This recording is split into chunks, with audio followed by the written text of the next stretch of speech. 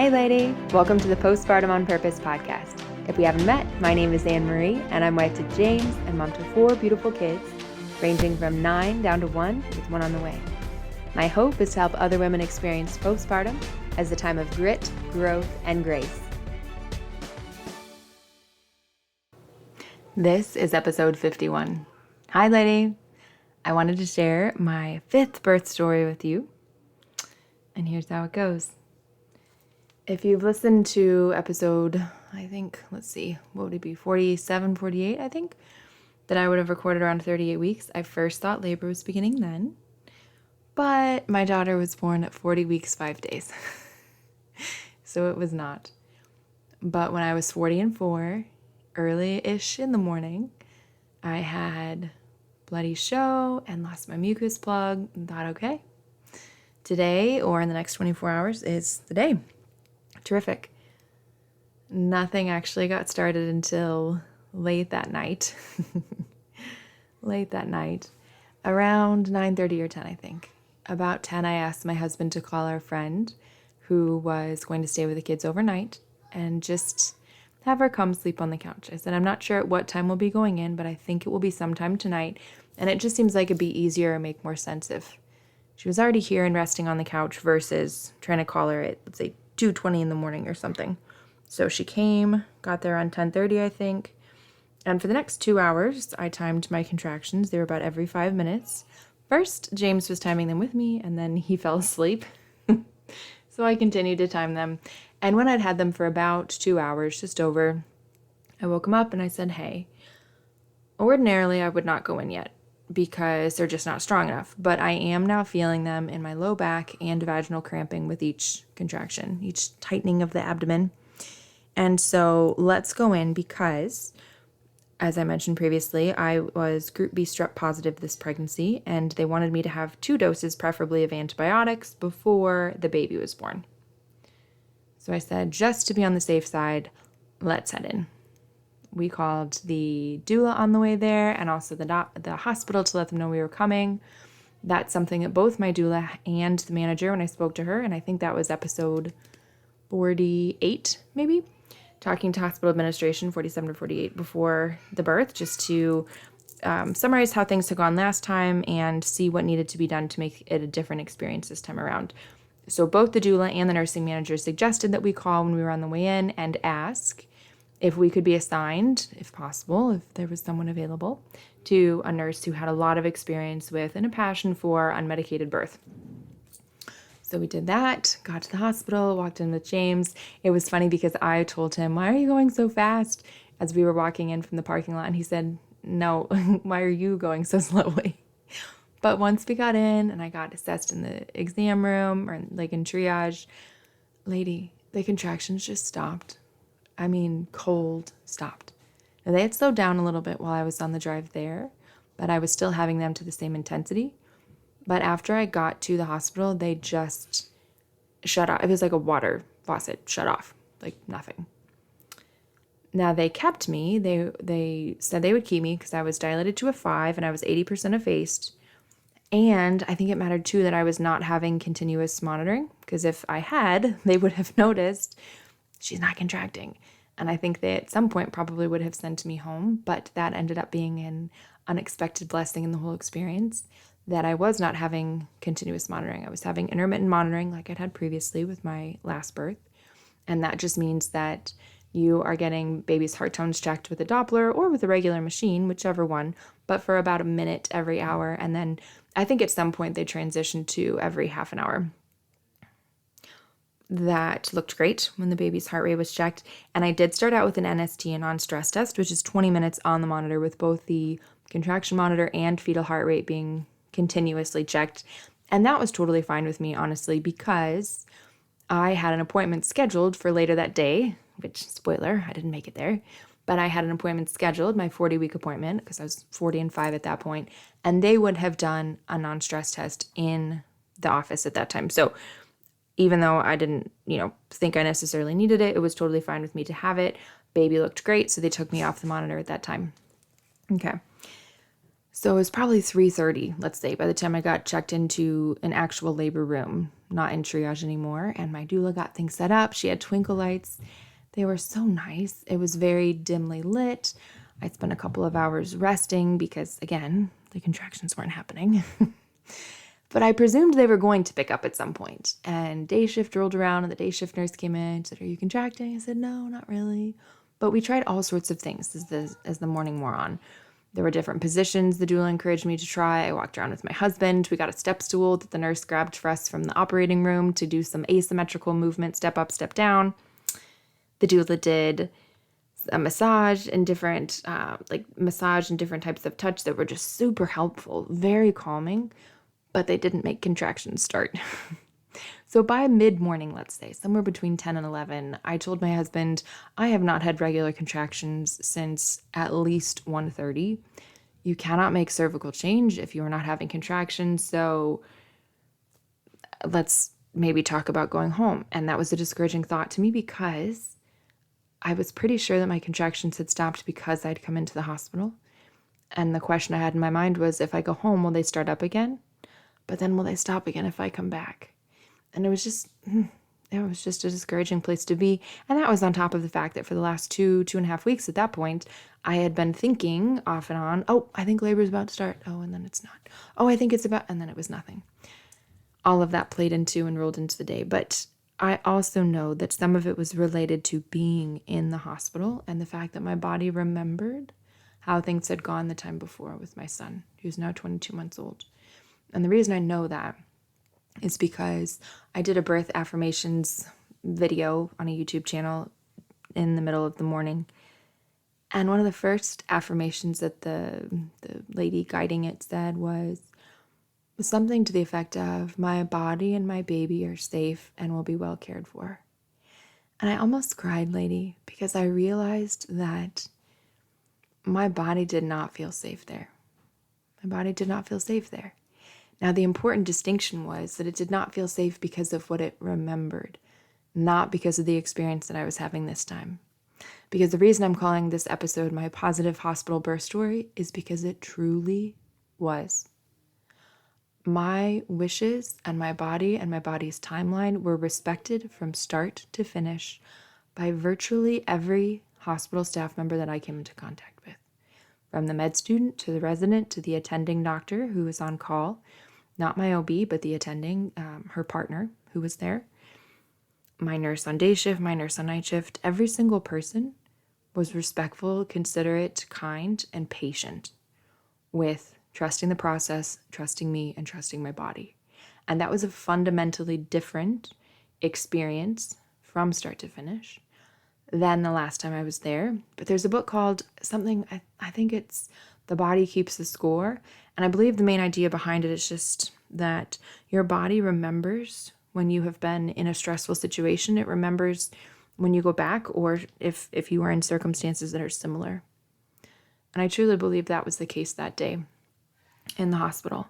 And you might be thinking to yourself, which is a fair question to ask, Amory, why did you choose to go back to the hospital? Why didn't you choose a different hospital or even a home birth?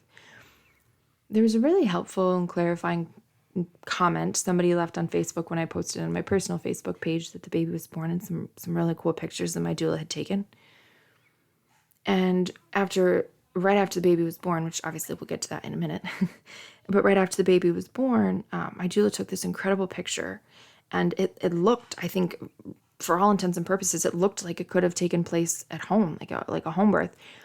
And what I wrote to go with it was that this was the closest to a home birth you could get in a hospital, I think. And somebody commented on it, and she said something like, if you would like to talk about pursuing a home birth in the future, just let me know. I had 3 in the hospital and then 1 at home, and it was wonderful. What I appreciate about that comment was that it helped me actually clarify my thinking. I didn't want to give birth at home. I don't want to give birth at home. I feel most safe, which that sounds a little funny given what I just said and what I'm going to say in the future.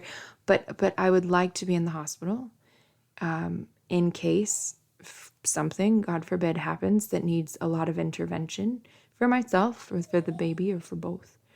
So I wanted to be in the hospital. I actually wanted to be there. I did not want to give birth at home. I live 25 minutes away from a hospital, and myself personally, I'm not comfortable with that distance if I were to need something right away, or the baby would. So I actually wanted to be in the hospital. So I was where I wanted to be. And yet at the same time, my body did not feel safe there because of how things had gone this last time. But I chose to be there and to stay there because you and I, right?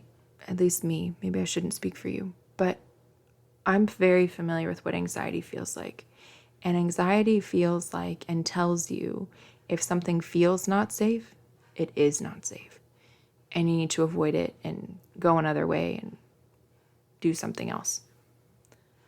But when I follow that, then I am reinforcing the idea to myself that it is not safe. And I don't actually fundamentally believe that about the hospital. I don't believe it is fundamentally unsafe, certainly not that it has to be. If you hear background noises, my husband just brought the baby to me because she needs to eat, so that's her in the background if you hear it. So my body felt unsafe, but I knew, in fact, that I was not, and that I was having a fundamentally different experience in reality than what had happened previously. And it's also very important to me with the experience that I have of OCD, obsessive compulsive disorder, to recognize that my brain will tell me things sometimes that are just not true. They're just not true. And I get to decide with my actions whether to reinforce those thoughts and ideas, whether to believe them and take them seriously, or whether I believe something else, whether something else is reality. So it was important to me to be in the hospital because I recognize that there's a difference between how it felt and what reality was. And when you're exposing yourself with OCD to like an ERP experience, exposure and response prevention, you are exposing yourself to the thing that feels dangerous to you until your body gets the message that it is safe and that you don't need to have that anxiety response, and it extinguishes itself. And being in labor this time was the most significant ERP, exposure and response prevention experience I've ever had. And I chose to be there, and I chose to wait until the anxiety response went down because of what I knew to be true intellectually, even though I also recognized that my body did not feel that that was true at first, and that it needed time and reassurance and support, all of which I was able to receive. So I tried all sorts of things to get labor restarted. None of them worked until my nurse recommended that I try pumping. She said, let's get you a pump and just see if that kind of tips you over into labor by chance. And I thought, that's not going to do jack. But I said, okay, I'll try that. Before I go, I'll try that. I kid you not, lady, it was 8 or 10 minutes of pumping, and I had the strongest, crampiest contraction, such that I was angry and stopped right away and said that was dumb and stupid. Because what I believed was going to happen was I believed I was going to contract for an hour, and then it was going to stop, and it just would have been a massive waste of pain. Like, ugh, no thanks. But 5 minutes later, there was another strong and crampy contraction. And then 5 minutes later, and then 5 minutes later, and they just kept coming. And they were strong, and they were crampy. And it was like this. Now this is labor. And honestly, after that, I made great progress for the next 6 hours until right about 8. I was fully dilated. I was complete. And you would think that presumably right after that or shortly thereafter, I'd be ready to push. And that had been my experience in previous births.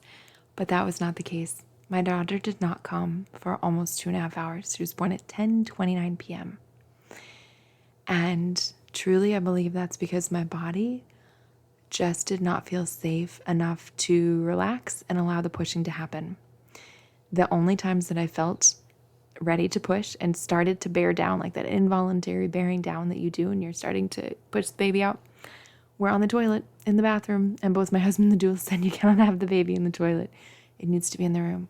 But when I tried and I had everybody in there, and don't get me wrong, they were quiet and the room was dark. They were so respectful of me, so respectful. even with all of that, my body still just clammed down. And then all desire to push or even the instinct to push just stopped. Now, the contractions did not. They continued to happen very regularly, and they were quite painful.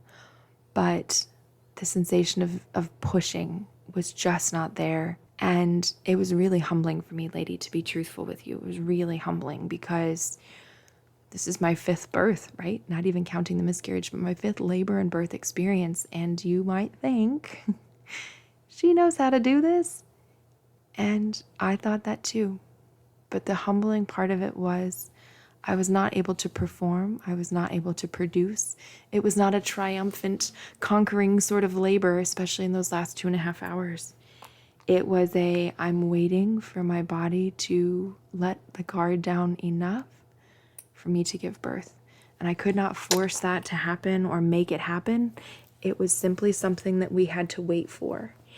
But what I experienced in that time, not even in that moment, it was in many moments, what I experienced was this sense of what I have known for a long time, that we are deserving of respect, patience, care, generosity, and love from other people, not because of what we do or produce or how we perform, but simply because we are.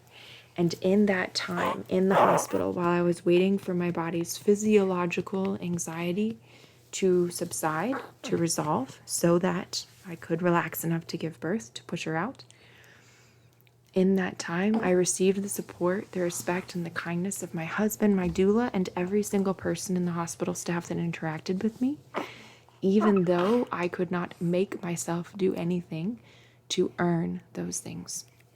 At that time, it was looking back on it now, it was very profound, though not an easy thing to receive.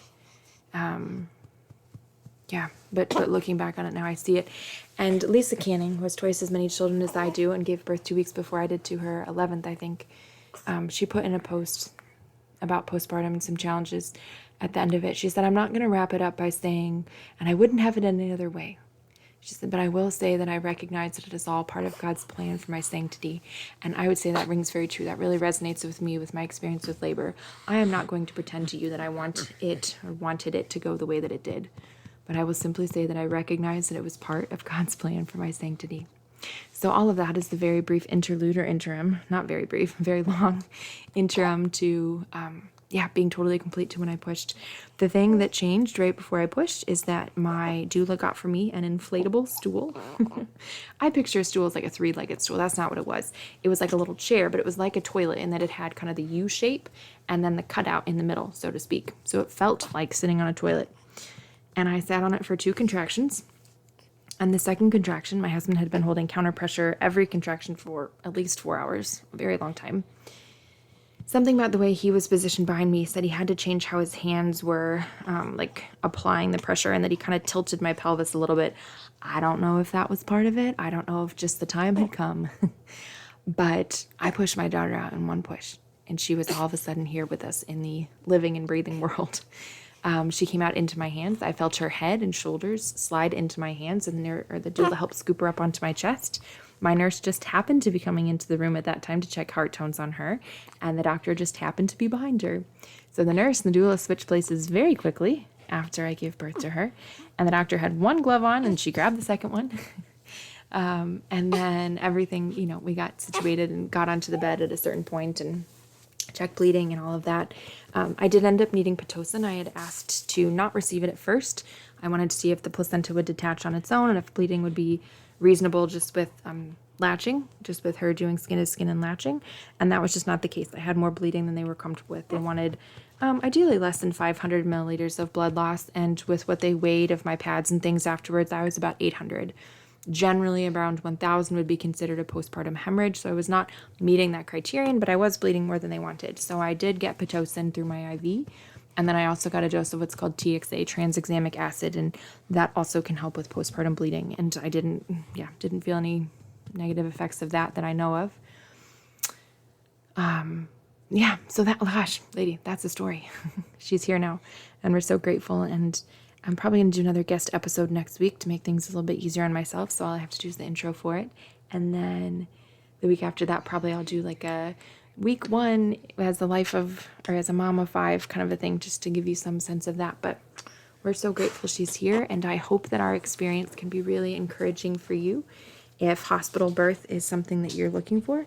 But even if it's not, in whatever situation you are planning to give birth, whatever circumstances, I hope it can be encouraging to you to realize that physiological birth, that is birth that respects the woman's body and responds to her body's unique timeline, rather than trying to force anything or speed anything up, that is possible no matter where you are. I hope you have a great one. Talk to you later.